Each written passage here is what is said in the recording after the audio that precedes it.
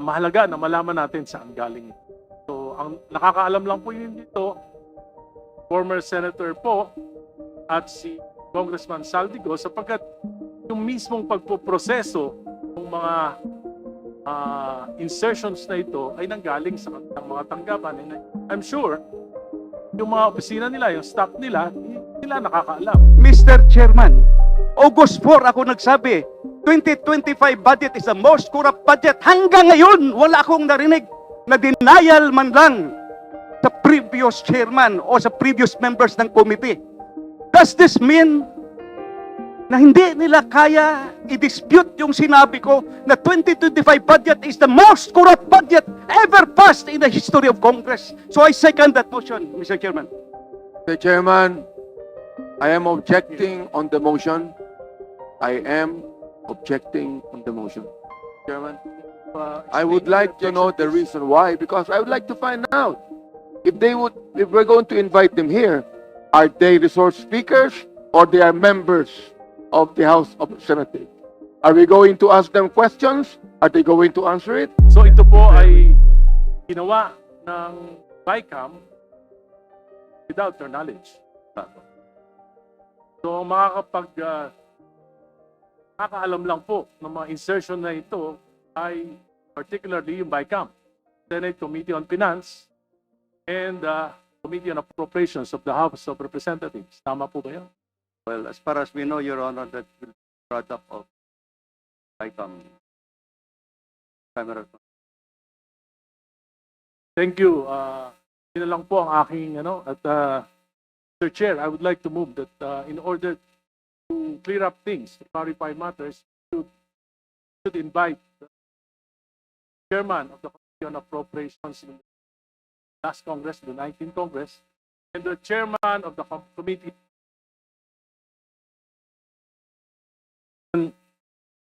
Congressman Saldico, and former Senator Crespo. So moved, Mr. Speaker. Second, Mr. Chair, Mr. Chairman. Before Secretary Bonoan leaves, I would like to ask a question. I'm supposed to ask this question. Wait. So, excuse me. Yes, Your Honor. There's a motion po. Motion. I seconded the motion. I thought it was already. But I don't think Secretary Bonoan will leave as yet. Thank you. Thank you. I seconded the motion of the Honorable Irise, Your Honor.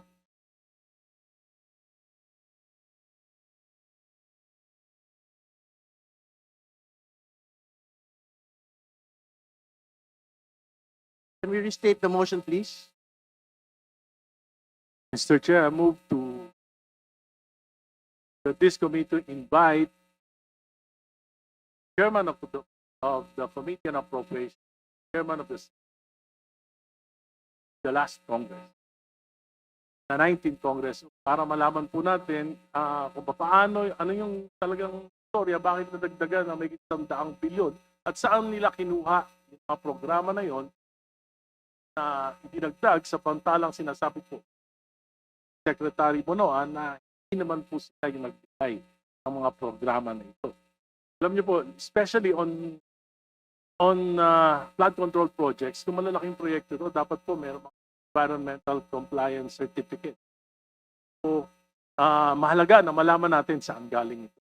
So, ang nakakaalam lang po yun dito, former senator po at si Congressman Saldico, sapagkat yung mismong pagpoproseso ng mga insertions na ito ay nanggaling sa kanilang mga tanggapan. And I'm sure, yung mga opisina nila, yung staff nila, nila nakakaalam dahil sila yung nagproseso ng mga insertions.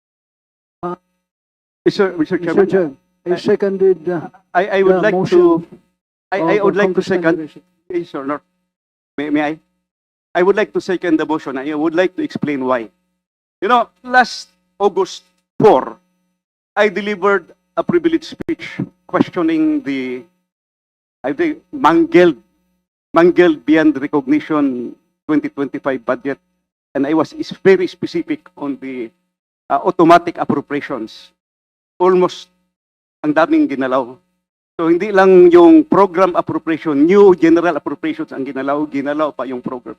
In fact, towards my ending statement, I have said that 2025 budget is the most corrupt budget ever passed in the history of Congress. Sinabi ko yan.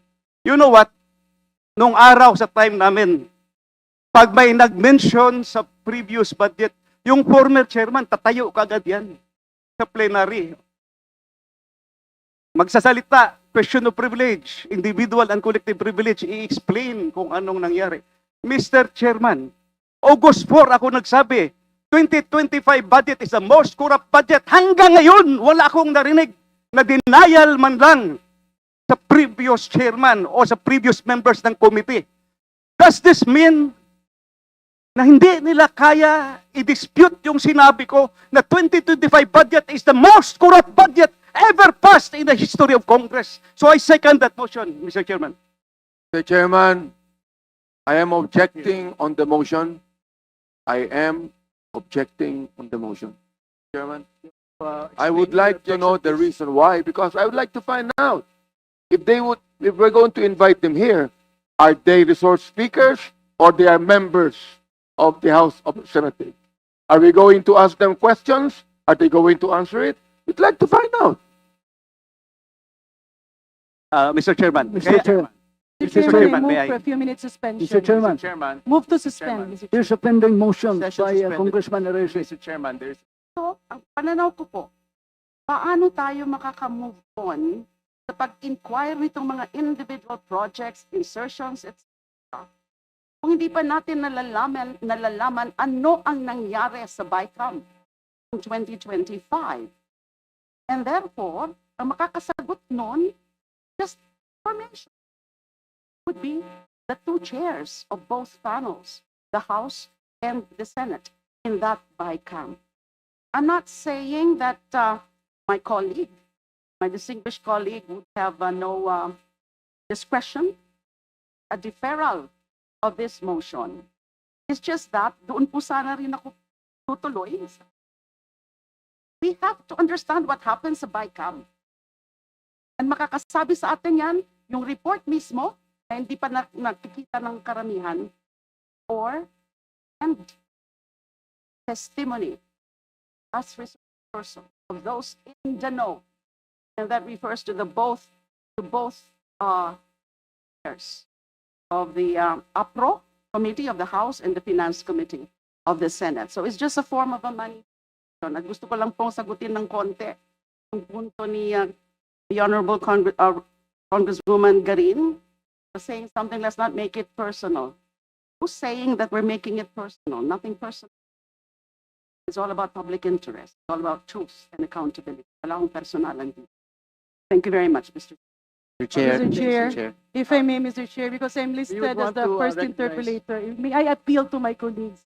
If I may be able to proceed to my line of questioning, I will pursue the line of questioning of the Honorable Ega Erice, and I fully respect the context of the statements of the Honorable Laila de Lima. With that, Mr. Chair, may I appeal that I be recognized as the first. please proceed. Maraming salamat po, Mr. Chair. Mr. Maraming Chair, Mr. salamat Chair. po sa ating Point mga of order. kasamahan. Mr. Chair, may Point I of order, ask, Mr. Chair. because Point the, of order, Mr. Chair. Yes, So, what is the point of order? Yes. So I just want to inquire because ang rules na po natin is minority, independent, and majority. No, I don't think there's a rule like that.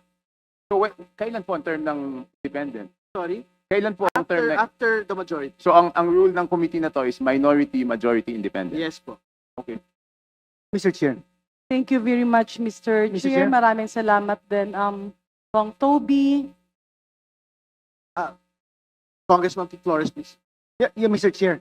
The former Secretary Bonoan is actually asking that he be excused, Mr. Chair, as there is going to be a turnover for the DPWH with the new secretary, Mr. Chair. Yes, I understand. With but the undertaking that he will come back and in the next scheduled hearing, Mr. Chair. we'll just Mr. finish this Chair, interpellation, then we can do. precisely the reason that I want to move forward, because the subject of my interpellation will be answered by the Honorable Bonoan.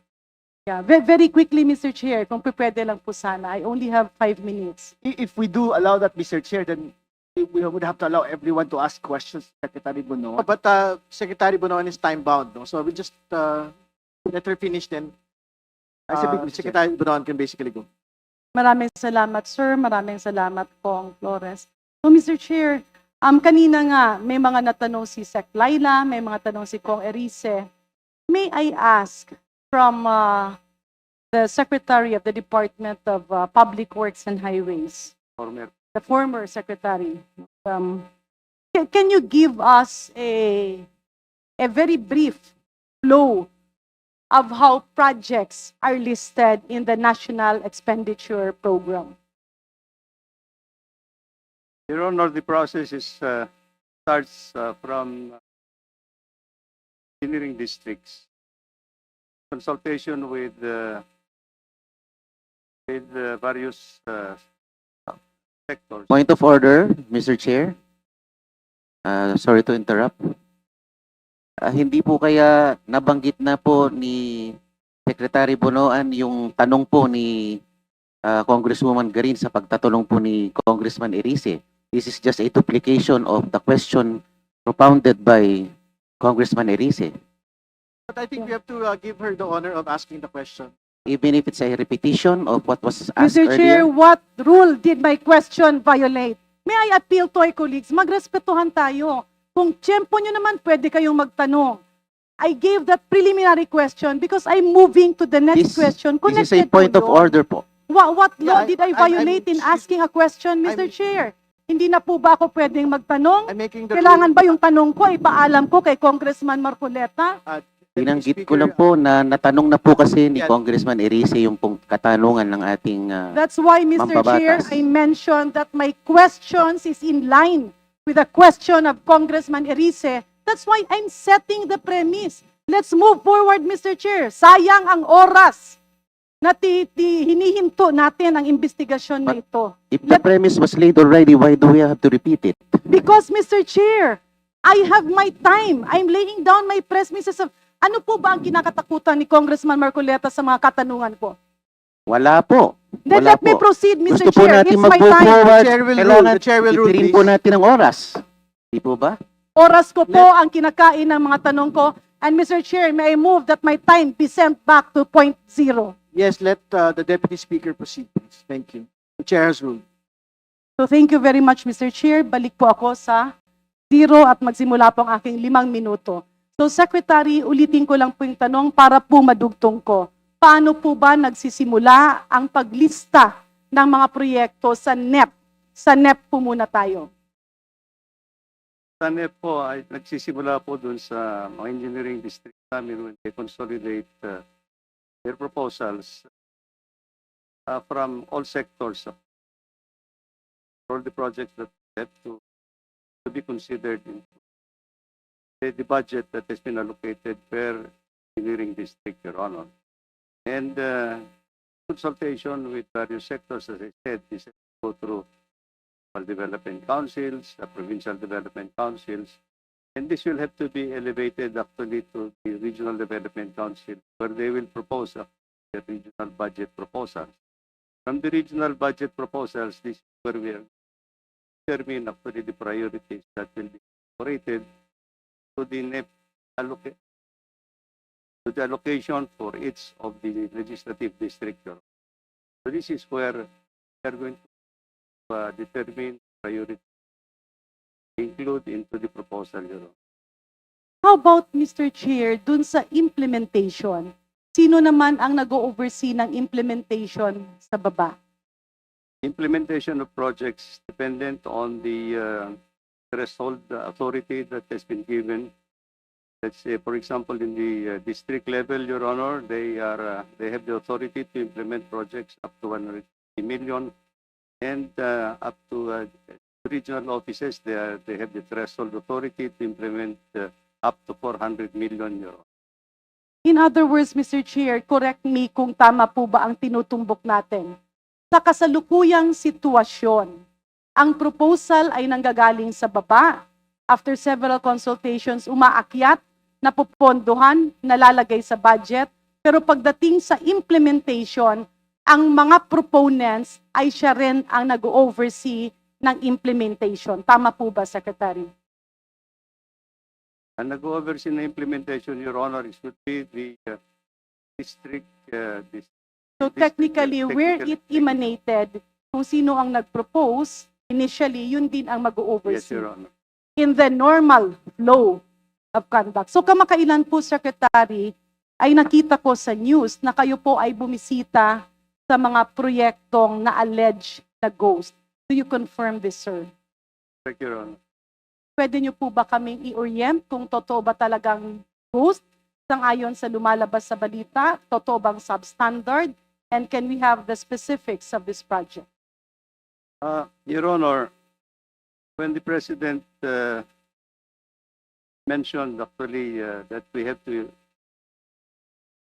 investigate all the projects that we have furnished him, all the completed projects that we have furnished him, I immediately sent out validation team from the Department of Public Works and Highways to do a what we call present and absent project identification. And thereafter, there has been some reports that there are projects that cannot be located. And there are projects actually, Apologies, sir. Tumbukin na lang po natin yung una niyong binisita. Were these projects in Bulacan? yes, Your Honor, meron kami. So, pinuntahan. ghost ba? Hindi ba totoo? May project na pondohan, na kolekta, pero walang existing? Ganun po ba ang inyong nakita o hindi? What I can now holds Your Honor is actually there are two projects that we have noted that these seems are ghost projects. Ibig sabihin, multo ang flood control project na yun. These are projects that cannot be identified, that cannot be Were they be paid, located. Mr. Secretary? in first engineering. Nabayaran po ba siya, Mr. Nabayaran po. Secretary? Okay. Yung dalawang project, unahin lang natin ito kasi gusto nga natin makita yung flow. Kanino po nag-emanate ang request na pondohan ang mga proyektong ito?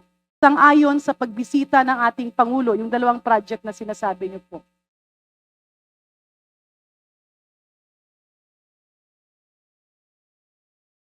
First project was actually financed under the earlier 2024.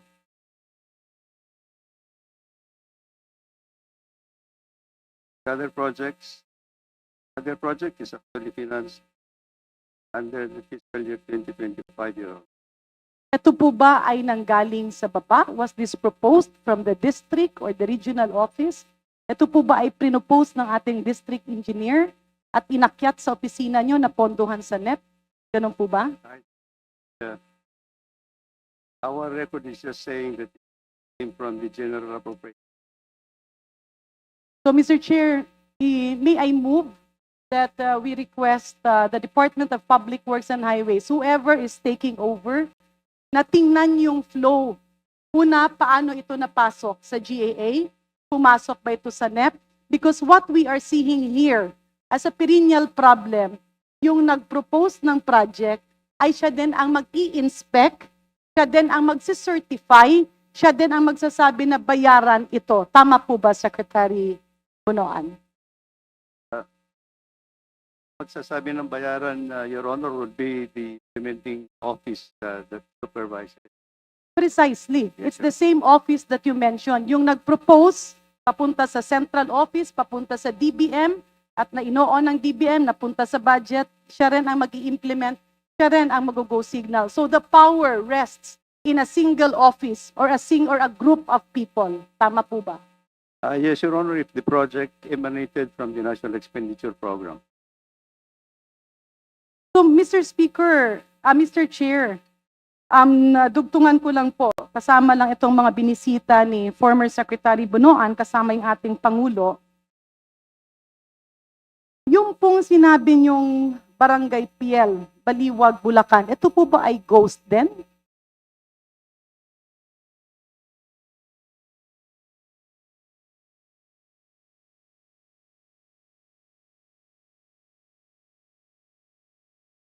This is one of the projects that I had mentioned. Ano po yung parang merong flood control na parang ginaganong-ganon ni Presidente? Yung semento na kaya niyang durugin sa kanyang mga kamay ang semento. I would not know if the project that you're referring to project. The one he mentioned, substandard. Magkasama kayo, I just saw it in the news, sir. I was not with the president that visit. Oh, okay. So, Mr. Chair, my next question, in these two ghost projects that you are referring, meron pa po bang iba or wala na? Sa pagkakaalam nyo. Under investigation and Okay. For the first two ghost projects, proven to be ghost, sino-sino po ang contractors?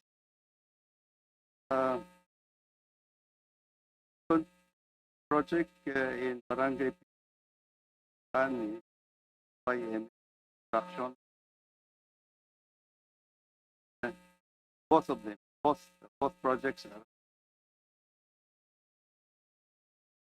And what were your actions, Mr. Secretary? After that visit and when the President gave you a directive, ano po ang naging action nyo? my directive was actually to issue the preventive suspension of all the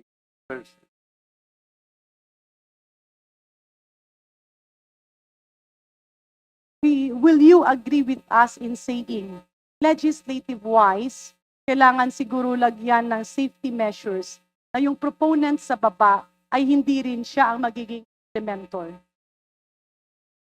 Tama po ba? Yeah. Next, Mr. Speaker, Mr. Chairman, dun po kapag inakyat na after DPWH, saan po pumupunta ang proposal? Anong opisina po?